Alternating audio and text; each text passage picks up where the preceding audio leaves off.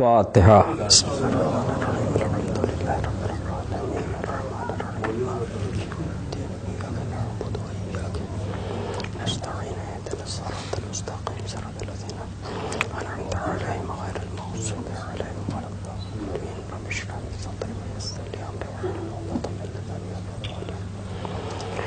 لا حول ولا قوة إلا بالله العلي العظيم. حسبنا الله ونعم الوكيل، نعم المولى ونعم النصير. أعوذ بالله السميع العليم من الشيطان اللعين اللئيم الرجيم. بسم الله الرحمن الرحيم. الحمد لله رب العالمين، والصلاة والسلام على أشرف الأنبياء والمرسلين، سيدنا ونبينا وشفيع ذنوبنا والطبيب نفوسنا أبي القاسم محمد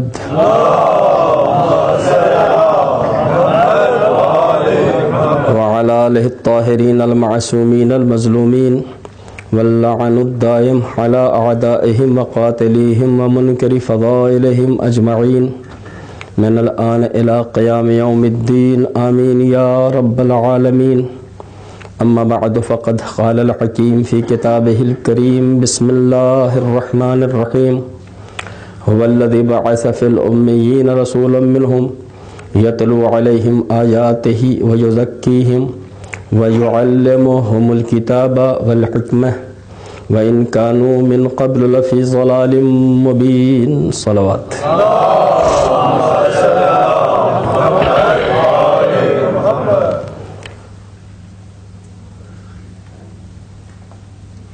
قرآن کریم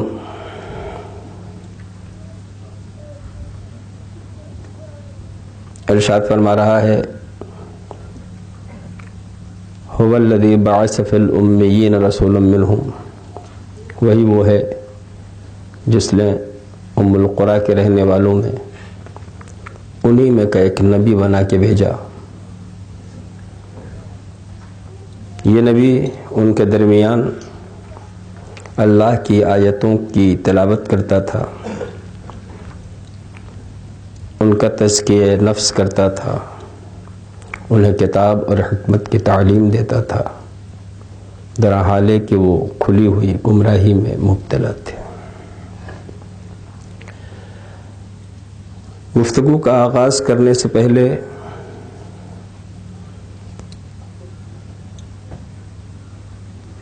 ابھی تھوڑی دیر پہلے جو گفتگو ہو رہی تھی، یعنی مجھ سے پہلے،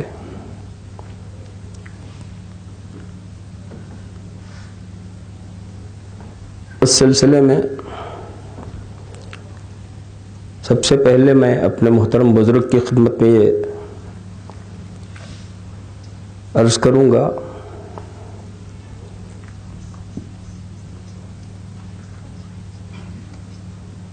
کہ جو بھی جھجک کے رہ گیا وہ رہ گیا ادھر.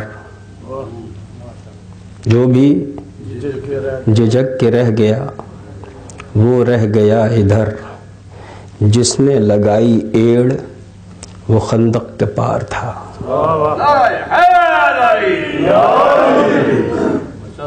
حوادث آتے رہتے ہیں، مسائل پیدا ہوتے رہتے ہیں، لیکن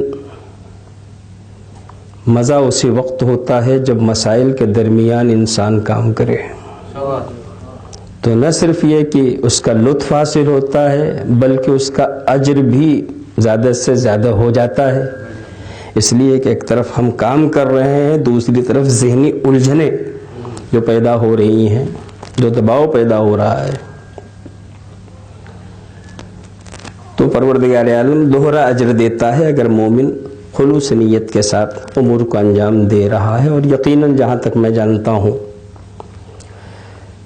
جس ٹی وی کے سلسلے کی بات ہوئی ہے اس میں بہرحال تبلیغی امور انجام دے رہا ہے اور انشاءاللہ وہ دیتا رہے گا. کیونکہ اپنی مختصر سی زندگی میں نے یہ تجربہ کیا ہے کہ خدا کا کام کسی کا محتاج نہیں ہوتا. وہ اپنا کام کسی بھی ذریعے سے لے لیا کرتا ہے. تو چونکہ یہ خدا اور رسول کا کام ہے، اہل بیت طاہرین کا کام ہے، لہذا وہ اس کام کو آگے بڑھاتے رہیں گے. مسئلہ جو فی الحال سامنے آ گیا وہ یقیناً اہم ہے، لیکن سوال یہ ہے کہ آپ نے مجھے ہندوستان سے بلایا 10 دن مجلسیں پڑھنے کے لیے، مقصد کیا ہے؟ تاکہ میں مومنین تک غذائے روحانی کے پہنچانے کا کوئی نہ کوئی راستہ تلاش کر سکوں اور ان تک وہ بات میں پہنچاؤں. اب اگر میں کسی اور نیٹ ورک سے مربوط ہو کے یہاں آؤں اور جو کچھ آپ نے سوچا ہے اس کے برخلاف میں کچھ اور یہاں کرنے لگوں تو آپ میری نیت سے تو واقف نہیں ہے نا.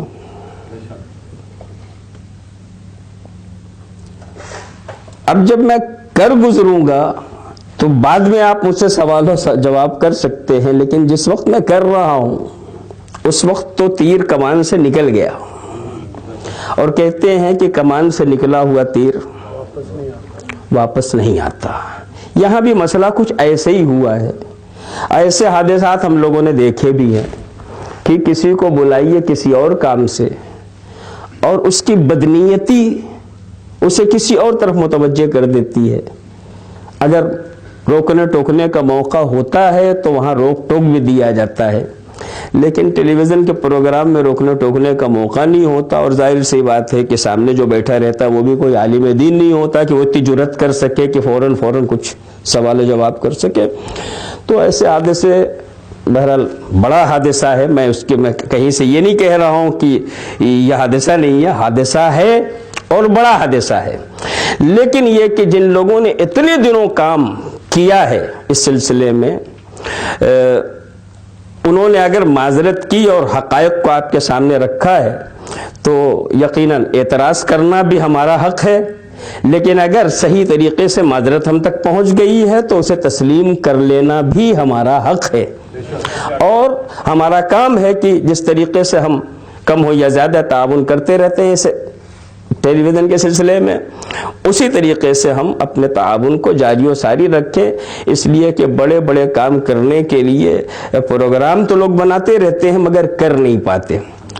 بس جو کر رہا ہے اسے غنیمت سمجھیں، اور اگر اس سے کہیں سے کوئی خطا ہو جا رہی ہے تو یقیناً ان کو بتانا، ان سے سوال کرنا، ان سے جواب طلب کرنا، یہ سارا ہماری اپنی ذمہ داری ہے. لیکن یہ کہ اگر حقائق ہم تک پہنچ جا رہے ہیں تو پھر اس کے بعد پھر ہم اسی طریقے سے اس کی مدد کرتے رہیں. اس لیے کہ واقعاً ساری دنیا تک پیغام اہل بیت طاہرین کو پہنچانا یہ بہت بڑا کام ہے جو الحمدللہ ہو رہا ہے مختلف ٹی وی چینلوں کے ذریعے، جس میں ایک ہدایت بھی ہے. پروردگار عالم ان چینلوں کو اپنے حفظ و امان میں رکھے اور دشمنوں کی بری نظروں سے محفوظ رکھے. ہمارے پیسے بہت ادھر ادھر خرچ ہوتے رہتے ہیں، مگر قرآن نے جدھر خرچ کرنے کو کہا ہے وہ یہ ہے کہ تعاونوا، معاونت کرو بر و تقوی کے سلسلے میں، جہاں نیکی اور پرہیزگاری، تعاونوا علی البر والتقوی، جہاں نیکی اور پرہیزگاری کے امور انجام دیے جا رہے ہیں وہاں مومنین سے کہا گیا تعاونوا، تعاون کرو، اس کا مدد کرو. ولا تعاونوا علی الاثم والعدوان، جہاں سرکشی ہو، جہاں برائیاں ہوں وہاں تعاون کرنے سے قرآن نے ہمیں منع کیا ہے. تو یہ جو ٹی وی چینلز وغیرہ ہیں یہ بہرحال اپنے، اب اگر کوئی بدنیت آدمی آ کے تھوڑی دیر کے لیے اس میں کوئی خلفشار پیدا کر دے اپنی بدنیتی کی وجہ سے، تو یقیناً ذمہ داری ان لوگوں تک بھی جاتی ہے جو دیکھ رہے ہیں. لیکن اگر وہ اپنی مجبوریوں کی وضاحت کر دیتے ہیں، مثلا لائیو اگر پروگرام چل رہا ہے ایک آدمی کچھ کہہ گیا تو پھر بھائی میں پھر وہی بات کہوں گا کہ زبان سے نکلے ہوئے الفاظ اور کمان سے نکلے ہوئے تیر کو واپس نہیں کیا جا سکتا، اس کا جواب دیا جا سکتا ہے۔ انشاءاللہ علماء کرام تشریف لائیں گے تو اس کا جواب دیا جائے گا۔ اور الحمدللہ ہمارا مذہب اتنا کمزور بھی نہیں ہے کہ اگر کوئی غلط بات بتا جائے تو اس کی وجہ سے ہمارے مذہب پہ کوئی کمزوری آ جائے گی۔ ہم کروڑوں بار ان ساری باتوں کا جواب دے چکے ہیں، اب ہمیں ضرورت بھی نہیں ہے کہ اس کا جواب دیا جائے۔ صلوات بھیجئے محمد و آل محمد۔ تو عزیزان گرامی، بس گفتگو اس سلسلے کی تمام کر دوں اور میں اپنی منزل کی طرف آؤں۔ جیسا کہ آپ کو معلوم ہے کہ سلسلے گفتگو کچھ اس انداز سے چل رہا ہے کہ الحمدللہ ہم اور آپ مسلمان ہیں، مومن ہیں، کوشش کرتے ہیں کہ تقوی و پرہیزگاری کے راستے پہ چلتے رہیں۔ ہمارا ولی خدا ہے، اس کا رسول ہے، اور اہل بیت طاہرین سلام اللہ علیہم اجمعین ہے۔ یہ ساری باتیں ہم تسلیم کرتے ہیں اور اس راستے پہ ہم چل رہے ہیں، مگر میں جس چیز کی طرف متوجہ کرنا چاہ رہا ہوں وہ یہ ہے کہ مذہب میں جو کچھ بھی ہے، جس چیز پہ بھی ہمیں اور آپ کو عمل کرنا ہے، ان تمام چیزوں پہ ہم اس لیے عمل نہ کریں کہ یہ ہمارے آباء و اجداد نے کیا ہے، یا ہمارے ماحول کے لوگ کرتے ہیں، یا ہمارے ہم مذہب لوگ کرتے ہیں، لہذا ہمیں بھی کرنا چاہیے۔ اس انداز سے کوئی قدم ہمیں نہیں بڑھانا چاہیے، بلکہ جو قدم بھی ہم بڑھائیں اس پہ غور و فکر کریں، اس کو باریک بینی کے ساتھ اس پہ ہماری نگاہیں رہیں، تاکہ ہم اس صحیح نتیجے تک پہنچ سکیں جہاں مذہب ہمیں اور آپ کو پہنچانا چاہ رہا ہے۔ عزیزان گرامی، الحمدللہ اتنا عرصہ گزر گیا، ہم ایک مومن خانوادے میں زندگی گزار رہے ہیں، مومن خانوادوں کے درمیان رہتے ہیں۔ جب کبھی ایمانی پروگرام ہوتے ہیں تو اس میں حاضر ہوتے ہیں، مگر کیا مجھے یہ احساس نہیں کہ ایمانی اعتبار سے مجھ میں کمیاں ہیں؟ کیا آپ کو یہ احساس نہیں کہ ایمانی اعتبار سے آپ کے یہاں بھی کمیاں ہیں؟ ہر ایک کو احساس ہے نا۔ تو سوال یہ ہے کہ یہ کمیاں کیوں ہیں؟ میرے اندر ہو، آپ کے اندر ہو، کسی کے اندر ہو، جب وہ ایمانی ماحول میں رہ رہا ہے تو یہ کمی کیوں ہے؟ یہ کمی صرف اس لیے ہے کہ ہم نے کچھ چیزوں کو رسم بنا کے کرنا شروع کر دیا ہے، مگر اس کی گہرائیوں تک ہماری نگاہ نہیں جا رہی ہے۔ ہم کر سب رہے ہیں جو ہمیں کرنا چاہیے، مگر چونکہ رسمی اعتبار سے انجام دے رہے ہیں اس لیے صحیح نتیجے تک نہیں پہنچ رہے ہیں۔ کہیں نہ کہیں نگاہ ہماری بھاگ رہی ہے اور صحیح نتیجے تک نہیں پہنچ رہے ہیں۔ مثال کے طور پر میں آپ کی خدمت میں گزارش کروں کہ جب کبھی نشانہ بازی کا مقابلہ ہوتا ہے، ٹیلی ویژن وغیرہ پہ آپ دیکھتے ہوں گے، گول سا دائرہ لگا ہوا ہے، اس میں بیچ میں ایک نشان لگا ہوا ہے، بہت سارے لوگ تماشائی ہوتے ہیں، کچھ لوگ ہوتے ہیں جو مقابلے میں شریک ہوتے ہیں۔ ان میں سے کوئی یہ چاہتا ہے کہ میرا تیر نشانے سے الگ لگے؟ جتنے مقابلے کے لیے آئے ہوئے ہیں ان میں سے کوئی ایک یہ چاہتا ہے؟ نہیں چاہتا۔ ہر ایک یہ چاہتا ہے کہ میرا تیر نشانے پہ لگے، جہاں پہ لگنا چاہیے وہاں لگے۔ تو وہ بھرپور کوشش کرتا ہے کہ تیر نشانے پہ لگے، مگر کسی کا ذرا سا داہنے لگ جاتا ہے، کسی کا ذرا سا بائیں لگتا ہے، کسی کا تھوڑا دور لگ جاتا ہے، کسی کا ذرا قریب لگ جاتا ہے، کسی کا نشانے پہ لگتا ہے۔ کیوں؟ اس لیے کہ تیر چلاتے چلاتے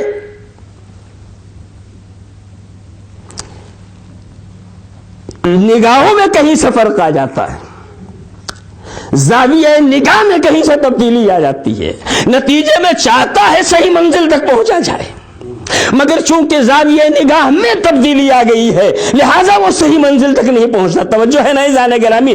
پتا چلا ہم کام سب وہ کر رہے ہیں جو صحیح منزل تک لے جائیں، مگر حالات نے ہمارے زاویہ نگاہ کو بدل دیا ہے، جس کی وجہ سے ہم وہاں نہیں پہنچ پا رہے ہیں جہاں پہنچنا چاہیے۔ صلوات بھیجئے محمد و آل محمد۔ اور وہ کیا ہے؟ وہ زاویہ نگاہ کیا ہے؟ وہ یہ ہے کہ ہم یہ سمجھ رہے ہیں کہ کسی چیز کو مان لینا کافی ہے. ہم یہ سمجھ رہے ہیں کہ کسی بھی چیز کو مان لینا کافی. اسلام کو مان لینا کافی ہے, ایمان کو مان لینا کافی ہے, قرآن کو مان لینا کافی ہے, خدا کو مان لینا کافی ہے, اہل بیت کو, نبی کو مان لینا کافی ہے, اہل بیت کو مان لینا کافی ہے, عزاداری کو مان لینا کافی ہے, مجلس میں چلے جانا کافی ہے. ٹھیک ہے نا, جلوس میں پہنچ جانا کافی ہے. ان میں سے کوئی چیز کافی نہیں ہے, ان میں سے کوئی چیز کافی نہیں. مذہب کو بھی مانو, مذہب جو چیز منوائے اسے بھی مانو. ایمان اسلام کو بھی مانو, اسلام جو ماننے کو کہے اس کو بھی مانو, ایمان کو بھی مانو, ایمان جدھر لے جائے اسے بھی مانو, قرآن کو بھی مانو, قرآن جو کرانا چاہ رہا ہے اسے بھی مانو, خدا کو بھی مانو, خدا جو تقاضا کر رہا ہے اسے بھی مانو, نبی کو بھی مانو, نبی ہم سے جو چاہ رہے ہیں اسے بھی مانو, اہل بیت کو بھی مانو, اہل بیت جدھر لے جانا چاہ رہے ہیں اس راستے کو بھی مانو. جب ہم اس طریقے سے مانیں گے تو ہم صحیح سمت کی طرف جائیں گے, ہم صحیح منزل کی طرف پہنچیں گے, ہم صحیح جگہ پہ پہنچیں گے جہاں مذہب ہمیں اور آپ کو لے جانا چاہ رہا ہے. کل میں نے آپ کی خدمت میں گزارش کی تھی نا کہ ہم اور آپ خدا کو مانتے ہیں, مگر کتنا مانتے ہیں؟ ہمارے اور آپ کے ماننے میں خود غرضی ہے, اور مذہب اسلام خود غرضی کا مذہب نہیں, وہ کہیں سے بھی خود غرضی کا درس نہیں دیتا. اپنی غرض پوری ہو اس کا درس ہی نہیں دیتا. ہمارے خود غرضی کیا ہے؟ کل میں نے, آج میں اشارہ کر دوں کہ اللہ کو مانا تو کیا کیا؟ اس نے کہا نمازیں پڑھو, پڑھ لی. اس نے کہا جھوٹ نہ بولو, رک گئے. ایسے سارے کام جو کرنے تھے کیے اور جو نہیں کرنے تھے نہیں کیے. ہم نے پوچھا بھئی یہ اتنی نمازیں کیوں پڑھ رہے ہیں؟ ارے بھئی جنت میں نہیں جانا. کل میں نے اشارہ کیا تو اسی چیز کو آگے بڑھا رہا ہوں. یہ برائیوں سے روک کیوں رہے ہو؟ ارے بھئی جہنم سے نہیں بچنا. تو مانا ہے خدا کو, مگر نیت میں ماننے کی وہ کیفیت نہیں ہے, خود غرضی کی کیفیت پائی جا رہی ہے. جہنم سے بچنا ہے اس لیے گناہ نہیں کریں گے, جنت میں جانا ہے اس لیے عمل کرتے رہیں گے. امیر المومنین نے ہمیں کون سا راستہ بتایا؟ انہوں نے کہا, آپ نے فرمایا جو ماننے کے لائق ہے اسے مانو, اس لیے نہ مانو کہ اس سے فائدہ ہے. جو ماننے کے لائق ہو اسے مانو.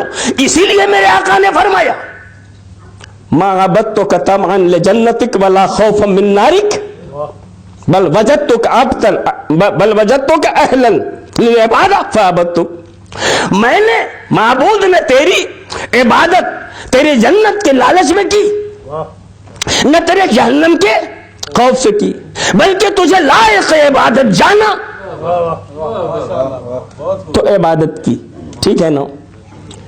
مگر ہمارا مزاج کیا ہے؟ ڈیڈی ڈیڈی کیوں؟ پاؤنڈ لا رہے, ضرورت پہ پیسے دے رہے ہیں, مثلا کئی فلیٹ خرید رکھے ہیں وہ ہمیں ملنے ہی والے ہیں, وغیرہ وغیرہ. تو ڈیڈی. لیکن اگر کچھ بھی نہ ہو اتفاق سے, کوئی خدا نہ کرے, ارے بھائی اپنے والد کی برسی نہیں کرائی, چھوڑ کے کیا گئے تھے جو برسی کرائے؟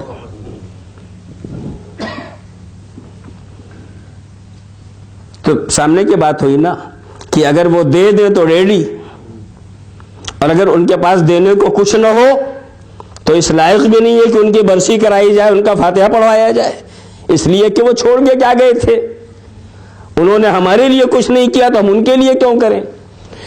عزیزان محترم، مذہب نے ہمیں یہ مزاج نہیں دیا ہے۔ مذہب کہتا ہے جو ماننے کے لائق ہے اسے مانو، اور اس ماننے میں کوئی اور غرض نہیں ہونی چاہیے۔ مانا کہ خدا کے ماننے سے جنت ملے گی، مانا کہ اس نے جس چیز سے روکا ہے اس کے رکنے سے آدمی جہنم سے بچے گا، لیکن خدا کو اس لیے مانا نہیں جائے گا، بلکہ خدا کو اس لیے مانا جائے گا کہ وہ مانی جانے والی ایسی ذات ہے جسے مانا جائے۔ اہل بیت نے ہمیں یہی بتایا۔ اسی طرح نبی کو کیسے مانا جائے گا؟ نبی کو ماننے والے بہت سارے تھے۔ نبی نے کہا نمازیں پڑھو، پڑھ لی، روزہ رکھو، رکھ لیا، قرآن پڑھو، پڑھ لیا، مثلا حج پہ چلو، چلے گئے، زکوٰۃ دو، دے دیا، سب کچھ کیا۔ اب پیغمبر فرماتے ہیں حکم جہاد آ گیا، تمہیں میدان میں چلنا ہے، تمہیں میدان میں چلنا ہے۔ ہاں یا رسول اللہ، سب مانا ہے تو یہ بھی مانیں گے، چلیں گے میدان میں، ہے نا؟ چلے گئے میدان میں۔ اب جب میدان میں پہنچے تو ہم نے دیکھا کہ ان میں دو طریقے کے لوگ ہو گئے۔ ان میں سے کوئی میدان میں آگے بڑھ رہا ہے تو کوئی پیچھے ہٹ کے پہاڑ کی چوٹیوں پہ جا رہا ہے۔ یہ سب کون ہے؟ ماننے والے ہیں، خدا کو بھی مان رہے ہیں، رسول خدا کو بھی مان رہے ہیں۔ نبی نے کہا جہاد میں جاؤ، کہاں جائیں گے؟ چلے گئے، لیکن جب وہاں گئے اور حالات میں کچھ تغیر دیکھا تو کسی کو ہم نے دیکھا وہ آگے بڑھ رہا ہے، کسی کو ہم نے دیکھا وہ پیچھے ہٹ رہے ہیں، اور پھر پہاڑوں پہ جا رہے ہیں، جا ہی نہیں رہے، تعریفیں بھی کر رہے ہیں، ہم یوں جا رہے تھے جیسے، وغیرہ وغیرہ۔ صلوات بھیجیے محمد و آل محمد۔ مجھے وہ سب دہرانا نہیں، تاریخ میں سب کچھ موجود ہے، جس دیکھنا ہو دیکھ لے گا، لیکن اتنا تو سب جانتے ہیں کہ کوئی آگے گیا، کوئی پیچھے گیا۔ ہم نے کہا بھئی آپ لوگ پیچھے کیوں چلے گئے؟ جب حکم پیغمبر سے یہاں تک آئے تھے، انہیں مانتے تھے، انہوں نے کہا آپ تشریف لے آئے یہاں تک، پیچھے کیوں گئے؟ تو کہا تم آواز نہیں سن رہے ہو؟ آواز آ رہی ہے قد قتل محمد، محمد مار دیے گئے، شہید کر دیے گئے۔ تو اب جب نبی ہی نہیں رہے تو ہم آگے بڑھ کے کیا کریں گے؟ جب نبی ہی نہیں رہے تو ہم آگے بڑھ کے کیا کریں گے؟ تو جو گئے تھے آگے ان سے میں نے پوچھا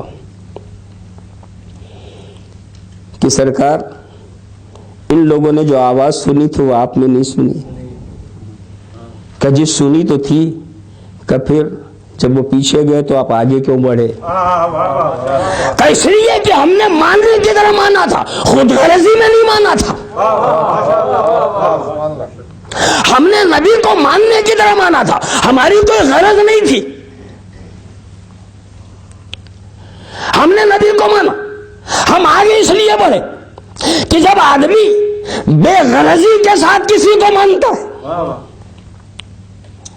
تو اگر وہ شخص زندہ ہے تو اس کے سر زندگی کی ذمہ داریاں ہوتی ہیں، اگر وہ شخص دنیا سے چلا گیا تو رابطہ تو اب بھی ہے نا، تو دنیا سے جانے کے بعد کی ذمہ داریاں ہیں۔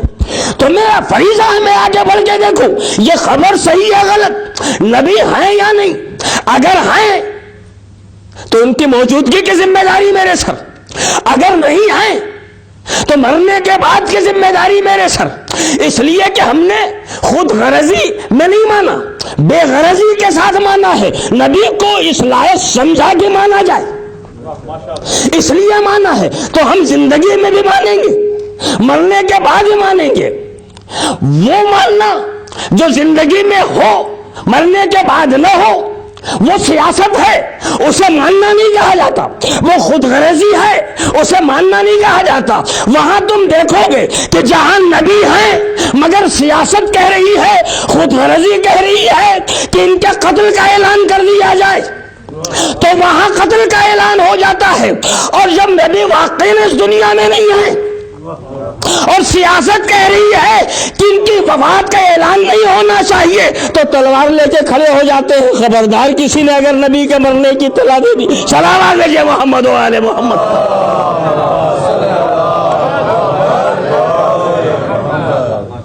توجہ ہے نا عزیزان گرامی؟ تو مذہب یہ چاہتا ہے کہ آپ ماننے کی طرح مانیں۔ خدا ماننے کے لائق ہے، اس لیے خدا کو مانیں۔ اور اب جو حکم دے رہا ہے، ظاہر ہے جب آپ مانیں گے کسی کو تو وہ جو حکم دے گا اس پہ آپ عمل کریں گے۔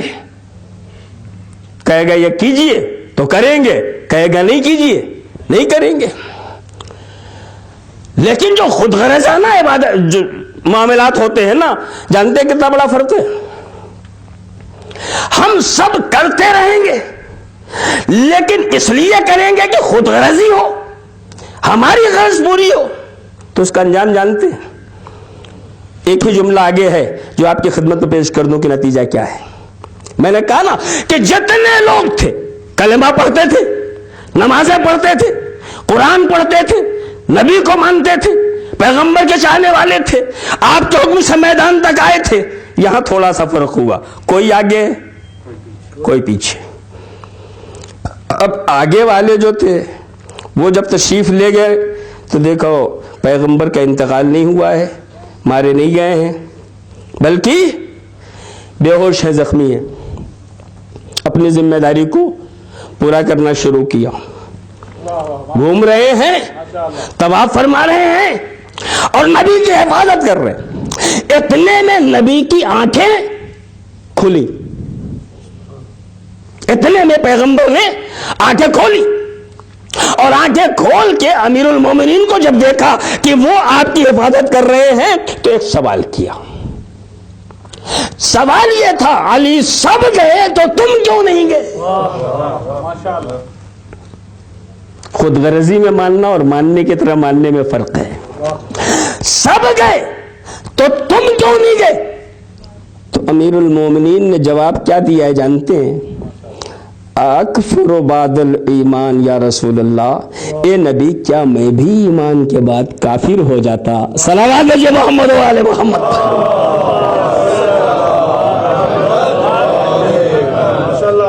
پتا چلا جو پیغمبر کو اس طرح چھوڑ کے خود غرضانہ معاملات کو سامنے رکھتے ہوئے میدان سے نکل جائے۔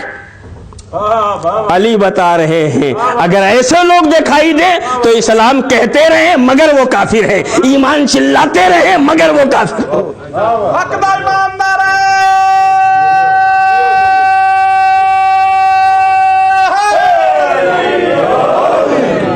جسے مانا اسے ماننے کی طرح ماننا ہے، خدا کو مانے ماننے کی طرح، رسول کو مانے ماننے کی طرح، اہل بیت کو مانے ماننے کی طرح۔ نتیجہ اسی وقت ملے گا جب آپ ماننے کی طرح مانیں گے۔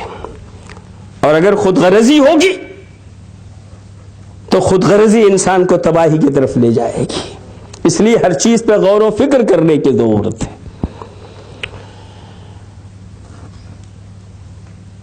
کسی مجلس میں نے یہ کہا تھا، شاید کل ہی والی میں کہا ہو، کہ مولا کو کیوں مانا؟ کہ قبر میں آئیں گے، حشر میں آئیں گے، یہاں آئیں گے، وہاں آئیں گے، اس لیے مولا کو مانا۔ ٹھیک ہے نا؟ تو یہ جواب ہی بتاتا ہے کہ اگر وہ یہاں نہ آتے، یہاں نہ آتے، یہاں نہ آتے تو پھر ہمیں سوچنا پڑتا کہ نہ مانے کہ نہ مانے، کیونکہ ہم کو معرفت نہیں ہے۔ لہذا جہاں سے غرض پوری ہو رہی ہے اتنے ہی جانتے ہیں ہم مولا کو، ہے نا؟ اور معرفت ہوگی تو پھر پیغمبر کی وہ آواز کانوں سے ٹکرائے گی، علی ہمیں یا خدا نے پہچانا یا تمہیں یا خدا نے پہچانا یا ہم نے، اور خدا کو یا تم نے پہچانا یا میں نے. صلوات بھیجے محمد و آل محمد.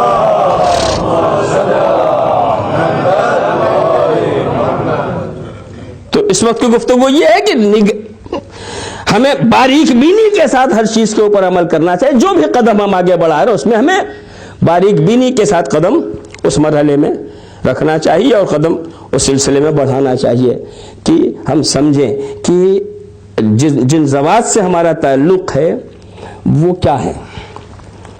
تو خدا کو کیسے مانا جائے یہ مولا نے بتایا، نبی کو کیسے مانا جائے یہ بھی امیر المومنین نے بتایا، تاریخ پوری گواہ ہے، میں نے ذرا اشارہ کر دیا. لیکن اب امام کو کیسے مانا جائے؟ ہم تو الحمدللہ خدا رسول کے بعد جو ہمارا زیادہ تعلق ہے وہ امامت سے ہے. 12 امام ہمارے ہیں، آج محفل کا مجلس قصیدہ خوانی ان سے رابطہ ہے. تو امام کو کیسے مانا جائے؟ تو امام خود نہیں بتائیں گے کہ امام کو کیسے مانا جائے. خدا کو ماننے کے لیے کوئی بندہ بتائے گا کہ خدا کو کیسے مانا جائے، نبی کو ماننے کے لیے کوئی امتی بتائے گا کہ نبی کو کیسے مانا جائے. تو امام کو کیسے مانا جائے یہ کوئی چاہنے والا بتائے گا کہ امام کو کیسے مانا جائے. تاریخ کے صفحات پہ مولائے کائنات امیر المومنین علی ابن ابی طالب علیہ الصلوۃ والسلام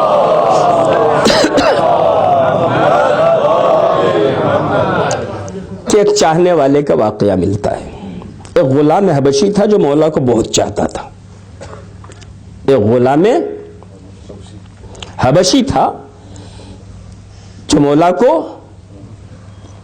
بہت چاہتا تھا. تو اتفاق سے اس سے چوری ہو گئی. اتفاق سے غلطی کسی سے بھی ہو سکتی ہے، مجھ سے آپ سے کسی سے بھی ہو سکتی ہے، شیطان تو سب کے پیچھے ہے نا. تو مولا کا بہت چاہنے والا تھا. یہ الگ بات ہے کہ ہم کسی کو جو ہے مثلا برداشت نہیں کرتے، ذرا سا معاملہ آتا ہے تو. ایک مولانا صاحب کے ساتھ اگر کوئی آدمی 24 گھنٹے بیٹھتا ہو اور اس سے کوئی غلطی ہو جائے تو معاشرہ اسے بالکل بخشنے کو تیار نہیں ہو جائے. 24 گھنٹے مولانا کے پاس رہتا ہے اور یہ ہے نا. تو اگر کوئی مولا کا 24 گھنٹے شاید آئی ہو تو اور اس سے چوری ہو جائے تو حشر کیا ہوگا؟ تھوڑی دیر میں ظاہر دوست دشمن مولا کے دونوں تھے. دوست بھی حیرت کریں گے کہ یہ کیا ہو گیا، اور دشمنوں کو تو موقع ہی ہے کہ علی کے چاہنے والوں کو کس طریقے سے بدنام کیا جائے، اور خود امیر المومنین کو. چنانچہ پوری شہرت ہو گئی اس کی کہ شخص نے چوری کی. کسی نے مولا کو بھی بتا دیا کہ مولا آپ کے فلاں چاہنے والے نے چوری کی ہے. یہ واقعہ میں اس لیے بتا رہا ہوں کہ ہمیں اہل بیت کو کیسے ماننا ہے، ماننے کا سلیقہ کیا ہوتا ہے، ماننے کا طریقہ کیا ہوتا ہے. نعرے لگانا اچھی بات ہے، مگر نعرے سے اہل بیت ہم ان کو واقعا ماننا ایسا کوئی ضروری نہیں. ماننے کے لیے عمل دکھانا پڑے گا ہمیں، خالی نعرے لگانا نہیں ہوگا، عمل دکھانا پڑے گا، ہم مانتے ہیں.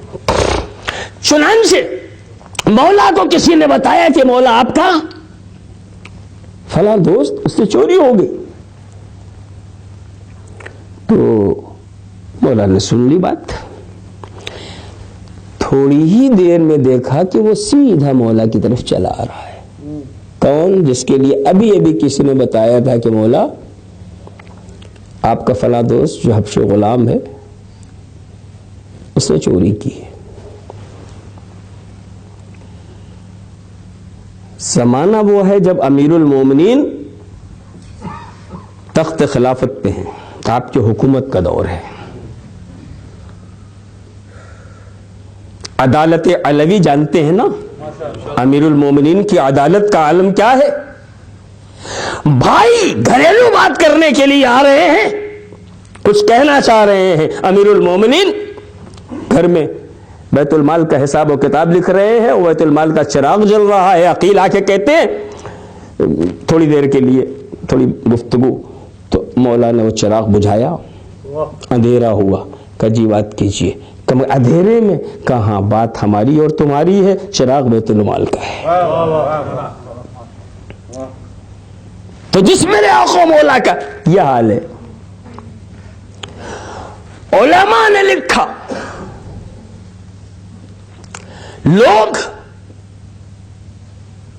بد کرداری کی وجہ سے مارے جاتے ہیں، لوگ بے ایمانی کی وجہ سے مارے جاتے ہیں، لوگ شرارتوں کی وجہ سے مارے جاتے ہیں. کائنات میں ایک ایسی شخصیت ہے جس کے لیے تاریخ لکھ رہی ہے قتل علی فی المحراب لشدت عدلہ. علی محراب میں اس لیے قتل کر دیا گیا علی کو، اس لیے کہ وہ عدالت قائم کرنے میں بہت سخت تھے. یہ ہے عدالت علوی. ان کو محراب میں صرف اس لیے قتل کر دیا گیا کہ وہ کسی کو بخشنے کے قائل نہیں تھے، عدل و انصاف میں بہت سخت تھے.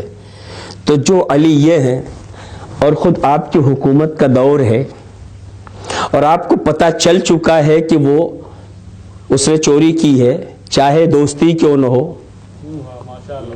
بھائی کو نہیں بخشا آپ نے، چراغ بجھا دیا، بات تمہاری ہماری ہے، چراغ بیت المال کا نہیں جلے گا، تو یہ تو دوست ہے نا. وہ دوست آیا اور آ کے امام کی خدمت میں گردن جھکا کے کھڑا ہو گیا خاموشی کے ساتھ. امام فرماتے ہیں دوستو یہ چھوٹا سا واقعہ ہے مگر اس میں ہم سب اپنے لیے سبق ڈھونڈیں، اسے یاد کریں کہ ایک شیعہ، ایک اہل بیت کے چاہنے والوں کو کے اندر ماننے کی کیفیت کیا ہونی چاہیے، کس طرح وہ امام کو مانے. وہ آ کے گردن جھکا کے مولا کی خدمت میں کھڑا ہو گیا. امام نے دھیرے سے پوچھا سنا ہے تم نے چوری کی ہے؟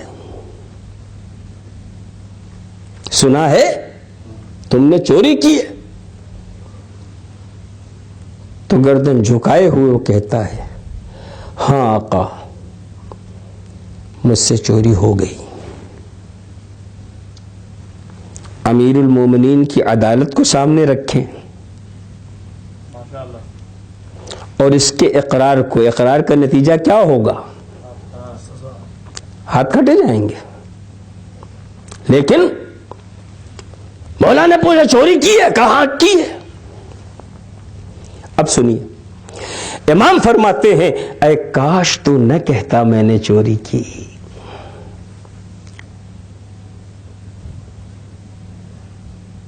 تم نے چوری کی؟ ہاں مولا میں نے کی. پھر امام نے کہا اے کاش تو نہ کہتا میں نے چوری کی. تو نے چوری کی؟ ہاں آقا میں نے کی. پھر امام فرماتے ہیں اے کاش تو نہ کہتا کہ میں نے چوری کی. صحیح بتائیے اگر کسی کے خلاف چوری کا مقدمہ چل رہا ہو، فیصلہ ہوتے ہوتے بحث و مباحثے کے درمیان کہیں سوال اس سے ہو جائے جہاں فیصلہ ہونا ہے عدالت کے درمیان، تو نے چوری کی ہے، تو عام طریقے سے لوگ اپنے جرم سے انکار کرتے ہیں، لیکن ہو سکتا ہے کوئی ایسا بھی ہو جو کہ ہاں بھائی میں نے کیا. تو اگر کسی نے کہا ہاں کیا اور جج خود کہہ دے کہ کاش تم نہ کہتے کہ میں نے چوری کی، اور پھر اسے دوبارہ بیان کا موقع دے جج اور پھر پوچھے تم نے چوری کی، تو یہ بتائیے وہ کیا کرے گا؟ جی نہیں کرے گا نا. اس لیے کہ جب دیکھ رہا ہے کہ عدالت میری حمایت میں بول رہی ہے، جسے فیصلہ کرنا ہے وہ کہہ رہا کاش نہ کہتے، تو دوسرے بیان پہ تو فوراً کہے گا نا کہ نہیں کی. لیکن میرے مولا نے اپنے چاہنے والے سے پہلی بار پوچھا، اس نے کہا ہاں کی. کہا کاش نہ کہتے. دوبارہ پوچھا، اس نے کہا ہاں کی. پھر فرمایا کاش نہ کہتے. تیسری بار پوچھا چوری کی؟ کہاں کی؟ امام پھر فرماتے ہیں کاش نہ کہتے، لیکن اب جب کہ تم نے اپنے جرم کا 3 بار اقرار کر لیا، مجھ پہ واجب ہے کہ میں تمہاری انگلیاں کاٹ دوں۔ 3 بار نرمی سامنے آئی، چوتھی بار امام کیا کہہ رہے ہیں؟ اب جب کہ تم نے اپنے جرم کا 3 بار اقرار کر لیا ہے، مجھ پہ واجب ہے کہ میں تمہاری انگلیاں کاٹ لوں۔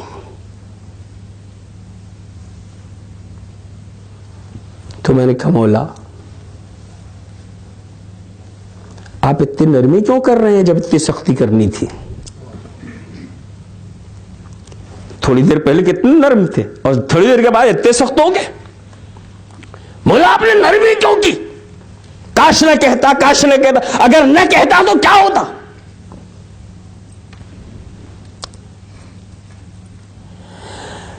عزیزان گرامی، کتنی ہی گواہ کسی مجرم کے خلاف کیوں نہ ہو، مگر سزا کا فیصلہ عدالت کرتی ہے اپنے ان قوانین کے تحت جو عدالتی قوانین ہوتے ہیں، ہے نا؟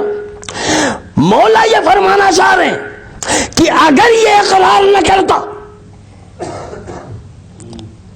تو اس کا گناہ اس کے اور اس کے پروردگار کے درمیان ہوتا۔ اگر یہ میرے سامنے اقرار نہ کرتا، میں نے دیکھا تو تھا نہیں، تو اس کا گناہ اس کے اور اس کے پروردگار کے بیچ میں ہوتا۔ وہ چاہتا سزا دیتا، وہ چاہتا بخش دیتا۔ نرمی اس لیے ہو رہی تھی کہ اگر عدالتی اعتبار سے وضاحت نہیں ہوگی تو معاملہ خدا اور اس کے درمیان، لیکن چونکہ عدالتی اعتبار سے 3 بار کا اقبالی مجرم قابل سزا ہے، یہ خود قبول کر رہا ہے، 1 بار نہیں 3 بار، کہ میں نے یہ جرم کیا ہے۔ تو جب یہ قبول کر رہا ہے یعنی عدالتی اعتبار سے یہ مجرم ثابت ہو چکا، تو معاملہ اب خدا سے ہٹ کے شرعی عدالت میں آ چکا ہے۔ اب یہ عدالت اسے جرم کی سزا دے گی، لیکن اب میں اس سے پوچھوں گا، مولا سے میں نے سوال کیا آقا آپ نرمی کو کر رہے تھے؟ کہا نرمی اس لیے کر رہا تھا اگر یہ گواہی نہ دیتا، اگر یہ بار بار اقرار نہ کرتا، معاملہ خدا اور اس کے درمیان ہوتا۔ خدا کو اختیار تھا سزا دیتا یا معاف کر دیتا۔ اب میں اس سے پوچھ رہا ہوں کہ تجھے جب معلوم تھا کہ علی امام عادل ہے، اگر یہ ثابت ہو گیا کہ تم مجرم ہو تو علی سزا ضرور دیں گے، تو تم بار بار اقرار کیوں کر رہے ہو؟ تمہیں یہ پتا تھا کہ علی امام عادل ہے، اور اگر ثابت ہو گیا تو وہ سزا ضرور دیں گے، تو تم بار بار اقرار کیوں کر رہے ہو؟ علی 1 بار پوچھے تو ہاں کہہ رہے ہو، 2 بار پوچھا تو ہاں کہہ رہے ہو، 6 بار پوچھا تو ہاں کہہ رہے ہو، تو وہ کہے گا میں تم جیسا شیعہ نہیں ہوں۔ بہت بڑی بات کہی ہے میں نے، وہ کہے گا میں تم جیسا شیعہ نہیں ہوں، میں جانتا ہوں علی کا شیعہ کسے کہتے ہیں، شیعیت کسے کہا جاتا ہے۔ شیعہ وہ ہوتا ہے جو پہلے مرحلے میں تو گناہ کرتا ہی نہیں، اور اگر خدا نہ خواستہ ہو جائے تو اس گناہ کے چھپانے کے لیے دوسرا گناہ نہیں کرتا۔ صلوات بھیجیے محمد و آل محمد۔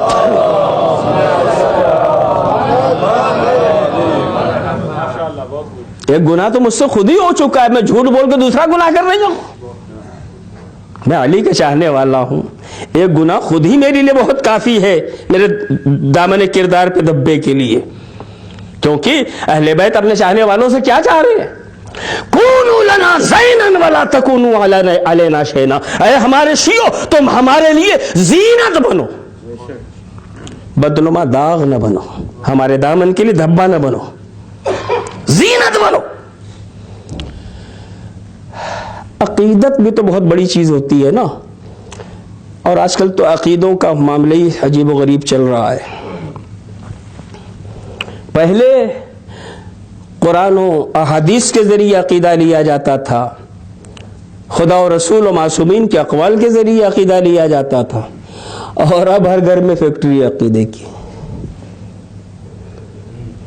میرا عقیدہ کچھ ہے، آپ کا عقیدہ کچھ. اب میرا عقیدہ ہے.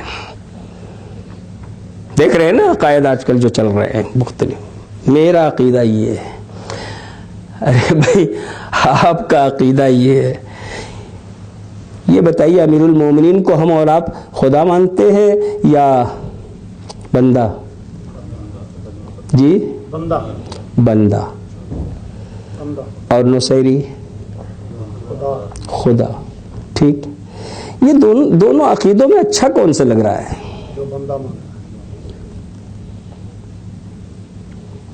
جو بندہ مانتا ہے، اس لیے کہ آپ بندہ مانتے ہیں. لیکن ان دونوں میں وزنی وہ لگ رہا ہے جو خدا مان رہا ہے نا. ایک شخصیت کو ہم بندہ مان رہے ہیں، کوئی کر رہا نہیں خدا. تو یہ بات وزنی لگ رہی ہے. دونوں کو ایک جگہ رکھا جائے تو وزنی لگ رہی ہے کہ بھئی ہم سے زیادہ مان رہا ہے. وہ وزنی اس لیے لگ رہی ہے کہ ہم خبر نہیں مان رہے، وہ خدا مان رہا ہے. اچھا، تو جس نے خدا مانا وہ قرآن و احادیث اور اقوال معصومین کی روشنی میں مسلمان ہے کہ کافر؟ کافر ہے نا. تو میں نے کہا وہ تو ہم سے بہتر ماننا ہے، کافر کیوں ہے؟ اس کا عقیدہ تو ہم سے اچھا ہے، مگر وہ کافر کیوں ہے؟ کہ اس لیے کافر ہے کہ عقیدہ گھر بیٹھ کر ہی بنایا جاتا، عقیدہ قرآن و سنت کی روشنی میں بنایا جاتا ہے. صلوات بھیجیے محمد و آل محمد.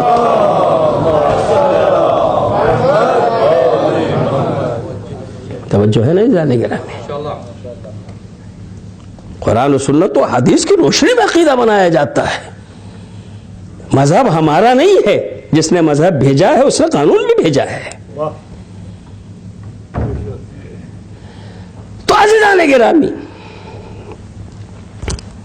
اس بندے خدا نے کیا بتایا؟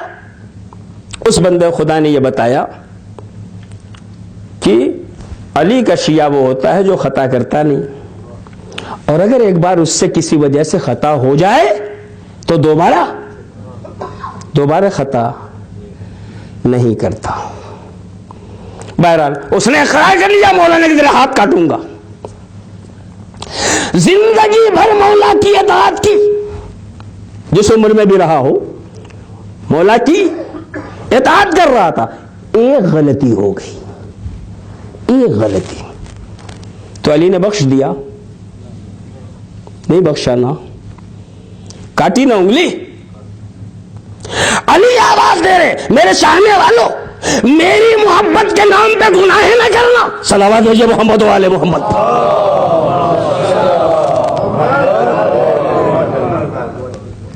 کیونکہ اگر کوئی گنہگار ہوگا تو میں اسے بخشوں گا نہیں، کیونکہ میں امام عادل ہوں. تمہارا امام بعد میں ہوں، عادل پہلے ہوں. ٹھیک؟ تو مولا فرما رہے تیری انگلیاں کاٹی جائیں گی. اللہ اکبر. خود غرض ہوتا تو کیا کہتا؟ ہم تو سوچ رہے تھے مرتے وقت کام آئیں گے، قبر میں کام آئیں گے، حشر میں کام آئیں گے، صراط میں کام آئیں گے، میزان میں کام آئیں گے، سلسبیل پہ کام آئیں گے، کوثر پہ کام آئیں گے. یہی کام نہیں آ رہے. ایک ذرا سی غلطی ہو گئی، انگلیاں کاٹ رہے.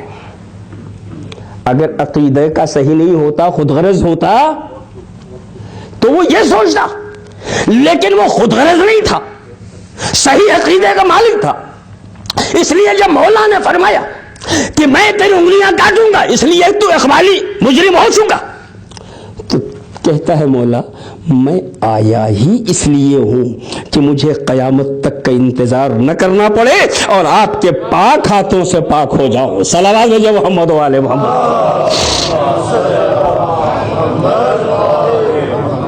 عزیزان گرامی، میں واقعہ جلدی سے ختم کروں، گھڑی کی سوئی بہت تیز آگے بڑھ رہی ہے.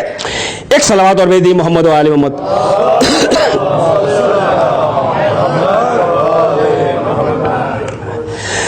کیا کہا اس نے؟ مولا آیا ہی اس لیے ہوں تاکہ آپ کے مقدس ہاتھوں کے ذریعے پاک ہو جاؤں اور مجھے قیامت تک انتظار نہ کرنا پڑے. اب بھی امیر المومنین نے رحم نہیں کیا، اس لیے کہ شریعت کہہ رہی ہے کہ اس پہ شریعت جاری ہو، تو علی شریعت کے خلاف نرمی نہیں کر سکتے. چنانچہ اس کی انگلیوں کو مولا نے کاٹا. ایک چوری کرنے پہ اس کی انگلیوں کو مولا نے کاٹ دیا. انگلیاں کٹ کے زمین پہ آ گئی. انگلی کٹ گئی، خون بہ رہا ہے، اور یہ اپنے کو پاک کرا کے واپس جا رہا ہے. ایسے موقع پہ دشمن کے لیے بڑا اچھا چانس ہوتا ہے کہ کسی علی کے چاہنے والے کو اب علی سے توڑ دیا جائے. چنانچہ ایک خارجی پیچھے لگا، جدھر جدھر وہ جا رہا ہے یہ بھی چلا جا رہا ہے. خون بہ رہا ہے، ٹیسیں اٹھ رہی ہیں، یہ ہاتھ دبائے ہوئے اور چلا جا رہا ہے. جب اسے احساس ہوا کہ اب بھرپور درد کا اثر اس کے اوپر ہو چکا ہوگا تو اچانک کہتا، کیوں بھائی، بہت علی والے بنتے تھے نا، یہ تمہاری انگلیاں کس نے کاٹی؟ کہا میری انگلیوں کو زوج بطول نے کاٹا ہے، داماد رسول نے کاٹا ہے، امیر المومنین نے کاٹا ہے، یعصوب الدین نے کاٹا ہے، حبل اللہ متین نے کاٹا ہے. اس نے جو فضائل پڑھنے شروع کیے تو حیرت زدہ کہ انگلیاں کٹنے کے بعد بھی یہ حال ہے. سوچا شاید ابھی تکلیف اتنی نہیں ہوئی ہے، لہذا تھوڑا اور رک جاؤ، کچھ کمزوری آ جائے، کچھ تکلیف ہو جائے. کچھ چلتا رہا ساتھ. چلتے چلتے پھر ایک مرتبہ پوچھا، بہت علی والے بنتے دیکھ، ذرا سی چوری کیا کی انگلیاں کاٹ لی نا، کس نے کاٹی انگلی؟ کہ اس نے کاٹی جو مصداق حالتا ہے، اس نے کاٹی جس کے لیے انما کی آیت آئی ہے، اس نے کاٹی جو سورہ توبہ کا ہے، اس نے کاٹی جو صاحب منبر سنونی ہے، اس نے کاٹی جو خانہ کعبہ میں پیدا ہوا، اس نے کاٹی جو کائنات کا امیر ہے. پھر یہ حیران کہ اس کے محبت و عقیدت میں ذرہ برابر کمی نہیں آئی، مگر ٹھیک ہے کتنی دیر، ابھی پھر ٹیسیں اٹھیں گے تو شاید. پھر یہ چلتا رہا، بالآخر ایک جگہ پھر پوچھ دیا، بہت علی والے بنتے تو انگلی کاٹ دی، کس نے کاٹی یہ انگلی؟ جن کا روز جو ہے کلمہ پڑھا کرتے تھے، انہی نے کاٹی نا، کس نے کاٹی؟ کہ بھئی اس نے کاٹی جس کی آنکھیں عین اللہ ہیں، جس کی زبان لسان اللہ، جس کا ہاتھ ید اللہ، جس کی مرضی پروردگار ہے، اس نے کاٹا میری انگلیوں کو. تو اب یہ جھلا کے کہتا ہے تیری ماں تیرے غم میں بیٹھے، علی تیری انگلیاں کاٹے، تو علی کا قصیدہ پڑھ رہا ہے. تو یہ پلٹ کے کہتا ہے خدا کی قسم میں اپنے آقا کا قصیدہ کیوں نہ پڑھوں، اس لیے کہ میرے مولا نے میرے ہاتھوں کی انگلیوں کو اس وقت تک نہیں کاٹا جب تک خدا نے ان پہ واجب نہیں کر دیا کہ انگلیاں کاٹ لے. صلوات بھیجے محمد والے محمد. اور فرما رہے ہیں یہ ہے احکام خدا بندی کا پاس و لحاظ. کیا کہہ رہا ہے؟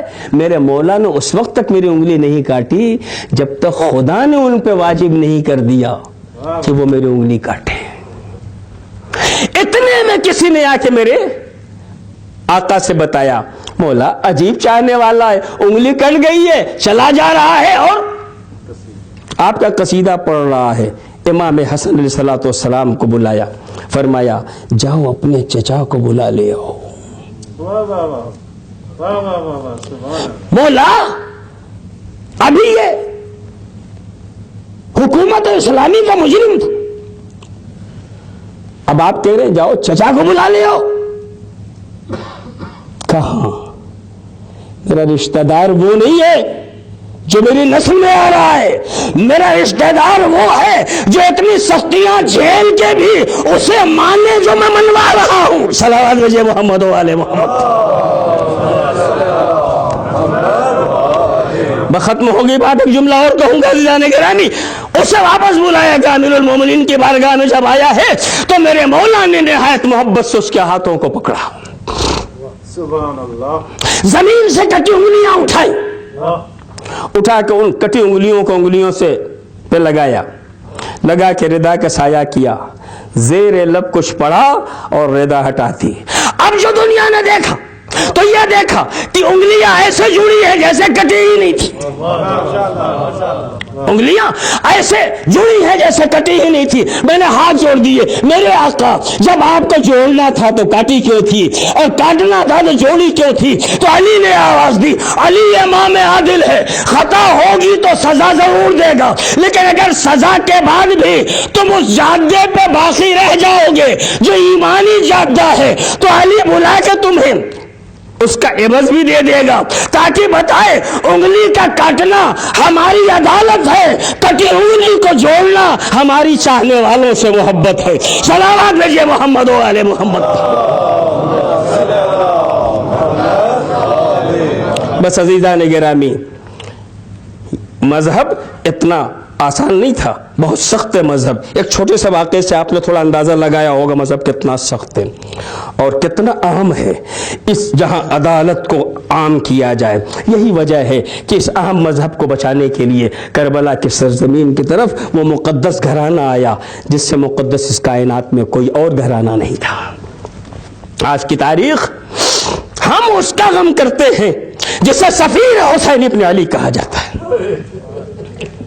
عزیزان گرامی، بہت جلدی سے مصائب کے مراحل کو طے کرنا چاہتا ہوں۔ امام حسین علیہ السلام جب مکے کو چھوڑتے اپنے بھائی جناب مسلم سے کہتے ہیں، مسلم تم ہمارے سفیر بن کے کوفے چلے جاؤ۔ جناب مسلم مدینے آتے ہیں اور آنے کے بعد وہاں سے پھر کوفے کی طرف روانہ ہوتے ہیں، دو ننھے بچے ساتھ جناب مسلم کے۔ کوفے والے خط پہ خط بھیج رہے تھے، لہٰذا امام نے یہ اقدام کیا، جناب مسلم کوفے کی طرف روانہ ہو گئے اور ادھر ابن زیاد کوفے کا والی بن کے کوفے میں داخل ہو رہا ہے، مگر جانے کا انداز ایسا ہے جیسے بنی ہاشم کا تھا، اس لیے کہ کوفے والے حسین کا انتظار کر رہے تھے، لہٰذا وہ سبز عمامے اور سبز لباس میں اپنے منہ کو ڈھکے ہوئے وارد کوفہ ہو رہا ہے تاکہ لوگوں کو دھوکہ دے سکے اور سمجھا سکے کہ جس کا تم انتظار کر رہے ہو وہی آ رہے ہیں۔ چنانچہ اہل کوفہ اس کے استقبال کے لیے باہر آئے اور بہت ہی تذوق احتشام کے ساتھ دارالامارہ تک لے گئے۔ دارالامارہ جب یہ پہنچ گیا ہے، چھت پہ گیا، جانے کے بعد اپنے چہرے سے نقاب ہٹائی اور اس نے بتایا کہ حسین کو یہاں بلانے یا ان کی حمایت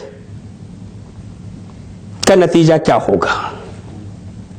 جناب مسلم پہنچ چکے تھے، جناب ہانی ابن عروہ کے گھر پہ جناب مسلم کا قیام تھا، چاہنے والے اتنے تھے کہ لکھا ہے جب جناب مسلم مغرب کی نماز کے لیے گئے ہیں 18,000 نمازیوں کا مجمع تھا مسجد میں، لیکن جب پتہ چلا کہ ابن زیاد نے یہ اعلان کیا ہے کہ جو بھی سفیر حسینی کی حمایت کرے گا یا حسین کی حمایت کرے گا اس کا انجام یہ ہوگا، تو اسی نماز ہی کے موقع پہ مجمع چھٹنا شروع ہوتا ہے، یہاں تک کہ جب نماز پڑھ کے نکلتے ہیں جناب مسلم چند لوگ ساتھ ہیں اور تھوڑی دیر کے بعد وہ بھی ساتھ نہیں تھے۔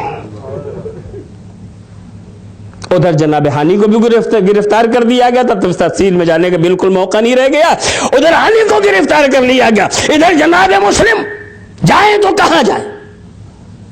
جب دیکھا کوفے کے حالات ایسے ہیں اور جو خط لکھ کے بلا رہے ہیں ان کی نیرنگی یہ ہے، ان کا طریقہ کار یہ، تو جناب مسلم کبھی اس گلی میں جا رہے ہیں کبھی اس گلی میں جا رہے ہیں اور کوفے کی گلیوں میں مسلم در در کی ٹھوکریں کھا رہے ہیں۔ ادھر مسلم کے بچے بھی حالات کی شدت کو محسوس کرتے ہوئے باپ سے چھوٹ چکے ہیں، وہ بھی پریشانیوں میں ہیں۔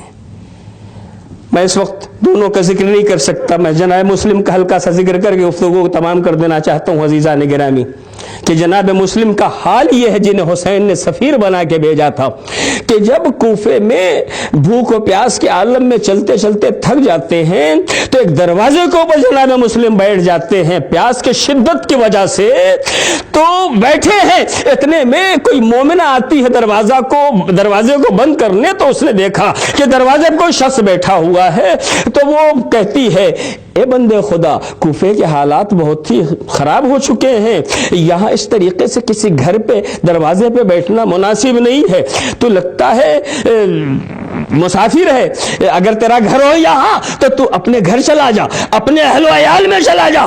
عزاداران امام علی مقام ذرا غور فرمائے کہ مسلم کے دل پہ کتنی چوٹ پہنچ رہی ہوگی۔ مسلم خاموشی سے اس کی بات سن رہے ہیں، اس سے پانی کا سوال کرتے ہیں تو وہ پانی لے کے آتی ہے، پھر کہتی ہے اب تم چلے جاؤ، اپنے گھر چلے جاؤ، اپنے اہل و عیال میں چلے جاؤ۔ جب کئی بار یہ اس جملے کی تکرار ہوئی ہے تو مسلم گردن جھکاتے ہیں، آنکھوں میں آنسوؤں کا سیلاب روانہ ہوتا ہے، فرماتے ہیں بی بی یہ تو بتا، گھر وہ جائے جس کا کوئی گھر ہوتا ہے، اولاد میں وہ جائے جس کی اولادیں موجود ہو۔ میں اپنے بچوں کو لایا تھا، وہ کہاں گئے مجھے نہیں پتا، میں یہاں مسافر ہوں، میرا کوئی گھر نہیں۔ تو وہ کہتی ہے آپ کون ہیں؟ کہ میں حسین کا سفیر مسلم ہوں۔ میرے آقا حسین کے سفیر ہیں آپ؟ میں بھی اہل بیت کی چاہنے والی ہوں، آپ کو کہیں جانے کی ضرورت نہیں، یہ گھر آپ کا گھر ہے، تشریف لے آئیے۔ چنانچہ جناب مسلم ابن عقیل اس کے گھر پہ قیام فرماتے ہیں، الگ حجرے میں جناب مسلم کو پہنچا دیا گیا۔ عبادتوں میں رات گزر رہی ہے، کافی رات گزرے، وہ ملعون آتا ہے جو پورے دن جناب مسلم کو تلاش کر رہا تھا، اور اسے محسوس ہوتا ہے کہ اس حجرے میں کوئی ہے، اور اسے معلوم ہوتا ہے کہ کوئی اور نہیں ہے، جناب مسلم ہے، اگرچہ تو اسے بار بار کہتی ہے کہ خبردار یہ خبر کسی کو نہ دینا، مگر اس نے طے کر لیا کہ مجھے کیا کرنا ہے۔ صبح اس نے جا کے دربار ابن زیاد میں خبر کی کہ جس مسلم کو تم مسلسل تلاش کرا رہے ہو وہ میرے گھر ہے۔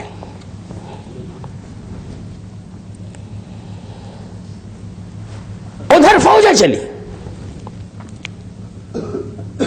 جب طوع کے گھر کے قریب آئی ہیں فوجیں تو مسلم جلدی جلدی اپنے آپ کو اسلحہ جنگ سے تیار کرنے لگے، آراستہ کرنے لگے۔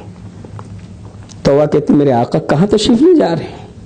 کہ طوع تم سن نہیں رہی ہو، گھوڑے کی ٹاپوں کی آوازیں تمہارے گھر سے قریب ہوتی چلی جا رہی ہیں۔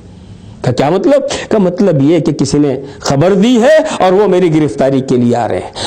آپ یہاں رہیں، انشاءاللہ آپ محفوظ رہیں گے، باہر نکلنے کی ضرورت نہیں۔ کہ طوع کیا کہہ رہی ہو؟ میں بنی ہاشم کا نوجوان ہوں، ہمارا طریقہ کار یہ نہیں ہے کہ اپنے کو بچانے کے لیے ہم کسی گھر کو آفت میں ڈال دیں، ہم تیرے گھر کی آبرو سے نہیں کھیلیں گے۔ یہ کہہ کے جناب مسلم ابن عقیل گھر سے باہر نکلتے ہیں، ادھر سامنے دشمن کی فوجیں آ جاتی ہیں، جناب مسلم سے مقابلہ ہوتا ہے، اوپر سے مختلف ایسی چیزیں جو جناب مسلم کو اذیت دے سکیں وہ ڈالی جاتی ہیں، اور نیچے سے ایک بڑی فوج ہے جس سے مقابلہ ہو رہا ہے، اور عقیل کا لاڈلا اس طریقے سے جنگ کر رہا ہے کہ تھوڑی تھوڑی دیر میں سپہ سالار لشکر کو کمک طلب کرنی پڑ رہی ہے۔ ایک مرتبہ ابن زیاد کہتا ہے کہ یہ بتاؤ ایک آدمی کو گرفتار کرنے کے لیے تمہیں کتنے کمک کی ضرورت ہے؟ کہ ہم کوفے کے کسی بنی اور بقال کے لیے نہیں آئے ہیں، بلکہ خانواد بنی ہاشم کا شیر ہے جو ہمارے مقابلے پہ آیا ہے۔ عزیزان محترم، میں نے کہا بالکل آگے تفصیل میں جانے کی گنجائش نہیں، میں بات کو جلدی سے ختم کرنا چاہتا ہوں کہ جنگ ہوتی رہی یہاں تک کہ جب تک جنگ کرتے رہے وہ صحیح طریقے سے، اس وقت تک تو یہ اکیلا شیر قابو میں نہیں آیا، لیکن پھر انہوں نے مکاری سے کام لیا۔ پچھلے حصے پہ انہوں نے گڈھا کھودا، پھر پیچھے ہٹنا شروع کیا. انہیں پتا تھا بنی ہاشم کا شیر جنگ کرتا ہوا ضرور پیچھے ہمارے ساتھ ساتھ چلا آئے گا.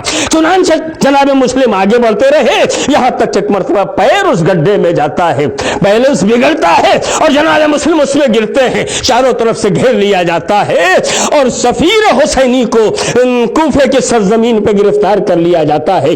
گرفتار کر کے دارالامارہ میں لایا جاتا ہے. جناب مسلم نے ابن زیاد کو سلام نہیں کیا. کسی نے کہا تم نے امیر کو سلام نہیں کیا؟ کہ لعنت ہو اس امیر کے اوپر، میرا امیر یہ نہیں، میرا امیر وہ ہے جو کربلا سے جو روانہ ہو چکا ہے کوفے کے لیے.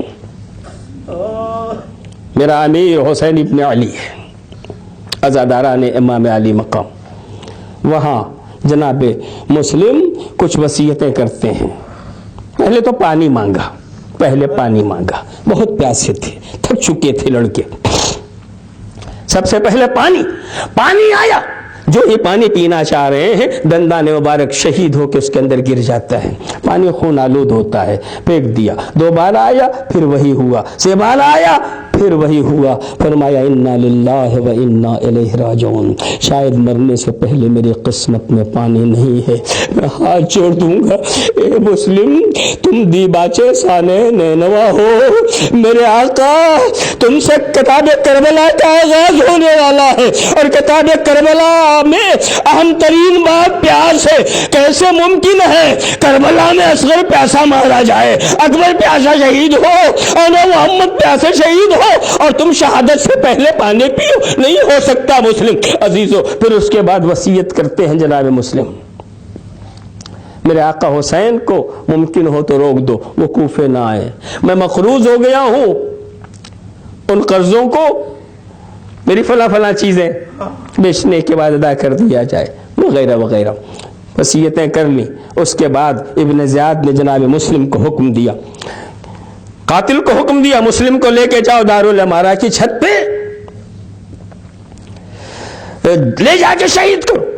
دارالامارہ کی چھت پہ لے کے مسلم کہتے 2 رکعت نماز پڑھنے کی اجازت دے دے، کہ جتنی نمازیں پڑھ لو موت سے نہیں بچ پاؤ گے. مسلم کہتے ہیں ہم موت سے بچنے کے لیے نمازیں نہیں پڑھا کرتے، جب اللہ نعمت شہادت سے سرفراز کرتا ہے تو ہم اس کے لیے نماز پڑھتے ہیں.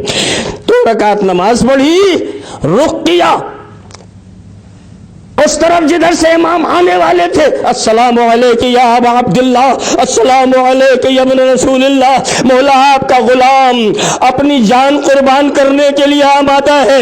ظالم نے تلوار چلائی، سر تن سے جدا ہو گیا، تو سر کو اپنے ہاتھوں میں رکھا، جسم کو اوپر سے ڈھکیلا زمین کی طرف. اوپر دارالامارہ کے چھت جس میں ناظرین جناب مسلم زمین پہ آ گیا. عزادارہ لکھا ہے جب امام منزل زبالہ پہ پہنچے، کوفے سے کچھ لوگوں نے جانے کے بعد امام نے جب انہیں بلایا، کوفے کی خبر معلوم کی، تو منزل زبالہ پہ آنے کے بعد لوگوں نے آ کے خبر دی مولا کوفے کی طرف نہ جائیے گا. ہم نے حالی و مسلم کے جنازوں کو دیکھا، ان کے لاشوں کو زمین پہ پھینکا گیا، بچے ان میں رسیاں باندھ کے اس گلی سے اس گلی لے جا رہے تھے، اس گلی سے اس گلی لے جا رہے تھے، تاکہ دوسروں کے لیے درس عبرت ہو سکے. الا لعنت اللہ علی القوم الظالمین وسيعلم الذين ظلموا أي منقلب.